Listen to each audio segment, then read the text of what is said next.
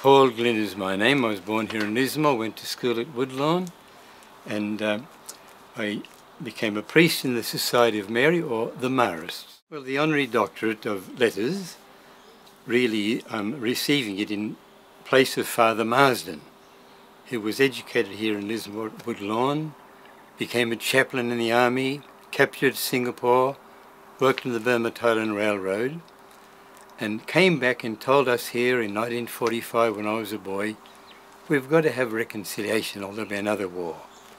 So he founded a mission of reconciliation in Japan, and my brother Tony went there before me.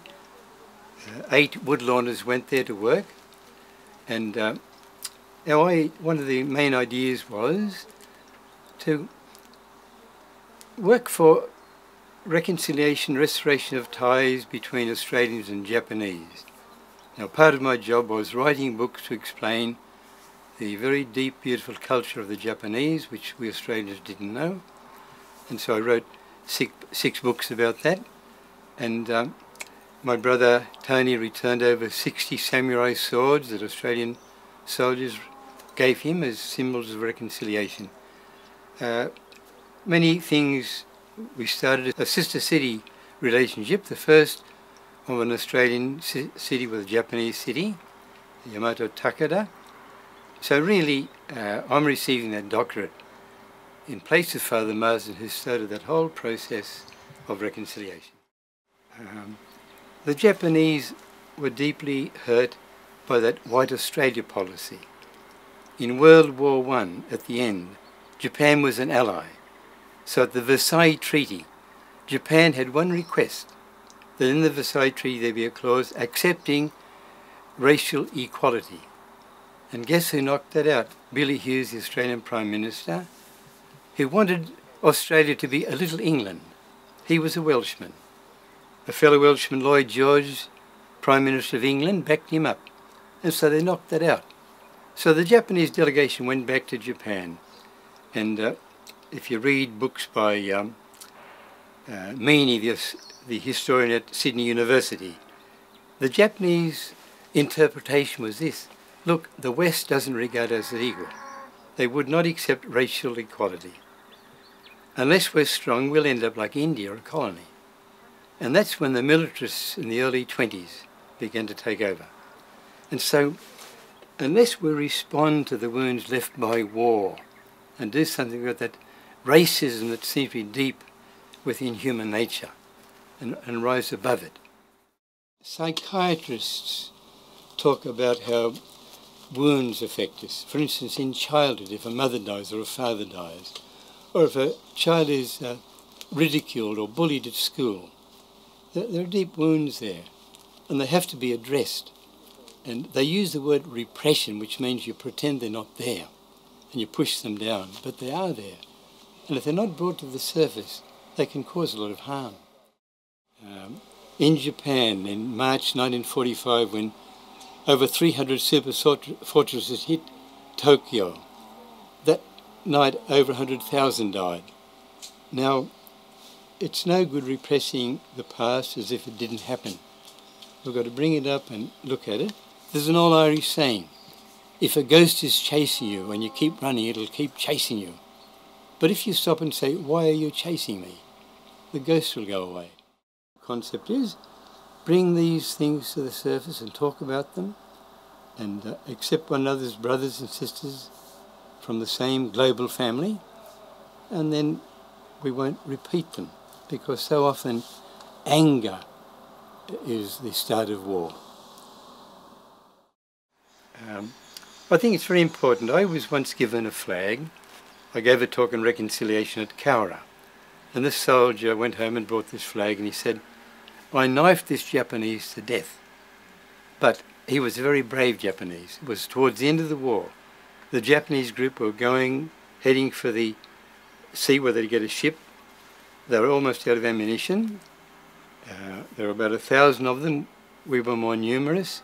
And a small group of half a dozen or so, machine gunners, in a very narrow ravine we had to cross, held us up. Now, eventually, some of us got round behind them. Now, I knifed this machine gunner, with great hatred because my friend had just been killed by the machine gunning. But he died to save his mates, so his mates could escape. Maybe you can find the family. And I did.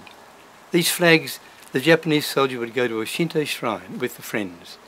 They'd write the name of the shrine, the friends would not write their names, and they'd all pray that he'd come back safely. So we found the family. Tojo was the family name. The farmer came down to receive the flag and he said, "This was my eldest son. We were told he died in an air raid. To know he died saving his friends, that means a great deal to us. So thank you for returning it." And so there are many stories that come out when you return these things taken especially from slain soldiers. And so, well, my brother took about over 60 of them back, and some of them were over 300 years old. The eldest son received the samurai sword, and there was the belief that the soul of the family is in that sword. And so for an Australian soldier to return a sword like that, it means so much to people who still grieve their husbands or their sons or their uncles or their grandfathers who died in the war. And people like to back off from things like this, like let's forget the past. But as the psychiatrists say, if you forget your past wounds, you do so at your own expense. They're still there. Lismore stepped out. It was the first Australian city to accept the Japanese by forming a sister city with Japan. That was a great initiative, I think. And there have been exchanges since then.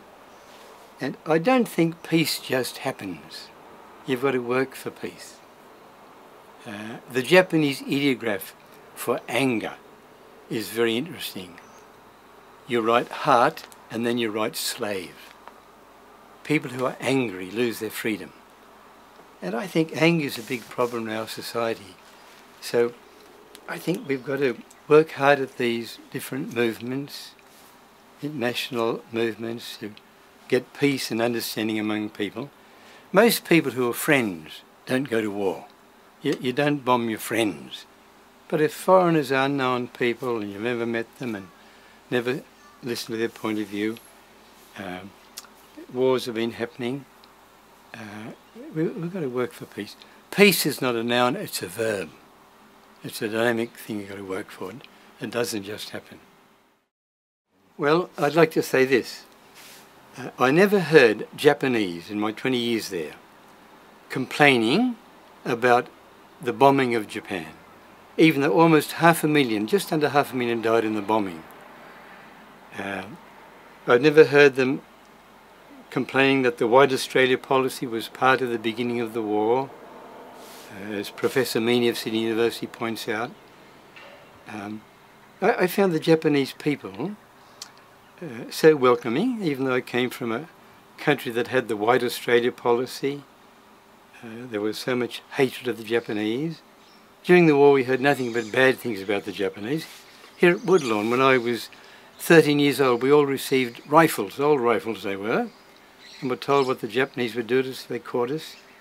That was in 1942, and all through the war we heard that. So I'd ask the Japanese for forgiveness for our White Australia policy, which was one cause of the Pacific War, and I'd like to thank them for their large-mindedness in accepting us Australians who went up there from Lismore to begin that mission of reconciliation, and to thank them for the way they cooperated in the work we're doing.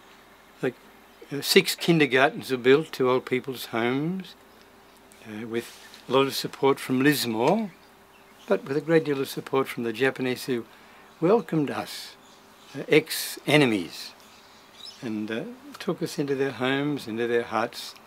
So I'd like to say thank you, and please forgive us for the White Australia policy and for what one Australian bishop called the greatest atrocity of World War II, which was the atom bombing of Hiroshima and Nagasaki. Thank you, Shaw.